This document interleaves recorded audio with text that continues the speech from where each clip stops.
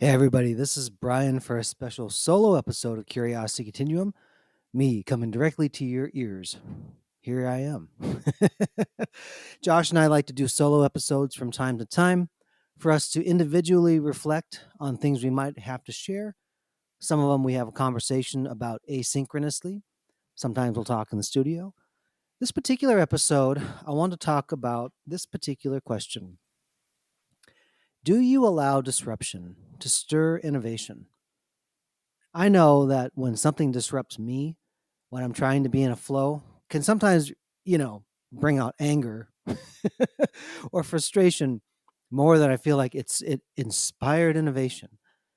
But there's a lot of things in life that will interrupt you. They'll disrupt something that you had thought was going to be the same or you expected it to be a certain way and something happened. The best stories that we see on the screen, that we read in books, that we experience in life always has this suddenly. Suddenly it comes out of nowhere and it changes the whole dynamic of a story. That disruption would have seen, uh, you know, taking a perfectly good day and suddenly, the Kool-Aid man bursts through the walls and he said, "Oh yeah, but now you got to really deal with something because there's a Kool-Aid man in your house. What are you going to do about that?" The biggest question is, what are you going to do about that? There's many responses you could take. But if you really think about generally what that means, you're saying, okay, am I going to try to get it back to the way it was? Do I want to go in a completely different direction? And I think as we become adults, we start to ask ourselves, what are the ramifications? What are the consequences if this disruption has come in? What do I do with that? Sometimes it's not a good answer. Sometimes it's the best you can do to figure out, where do I go from here? I always find it interesting that as human beings, we live temporally. It means we live on a timeline. As much science fiction as I like watching, we can't jump time, at least not yet at the time of this recording.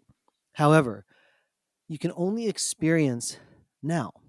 Even though there is a past and there is a future, we can only perceive it where we are right now. And we're always constantly moving. The question is, who will you become now? I've been guilty sometimes of saying, remember that one time this happened? When you're trying to get your jabs in, if you're having an argument with somebody. But you know what? We can only move forward. What are you going to do with it right now? And I think part of the things where we get stale, not only in our thinking and the ways that we view things or perceive things, is that we don't want them to change. Some things, I understand that. But you got to ask yourself the question, why don't I want it to change? Do you feel threatened by the change? Do you feel that out of nowhere, now your life is going to be ruined? I've shared before on this podcast, I have a brother in law that did his first real estate deal when he was very young because he was broke and he said he couldn't get any broker. Now, if you knew his situation, you know that was absolutely true. But the thing that was interesting to me is that it caused him to be innovative about how to do something different. You see, because he wasn't in the situation where there was any silver spoon ever afforded to him. He had to figure out to not only innovate, but he had to disrupt his own life. He had to disrupt the constructs and the things that were in motion already to say, I'm not going to do this way anymore, which means you have to ask yourself the question, what do I do now? Now, it's not, I can't go backwards and change what has been. I can act now. What do I want to do to disrupt where I've been? See, disruption sometimes can be perceived as bad, but really, disruption is your opportunity to innovate and to do something different. Some of the most compelling stories I've heard in my personal life, especially around career and things, is when somebody changed careers and did something completely different. Now, to them, they may have known that they had interest in the different and they pursued it, or it was a different expression of their skills and talents.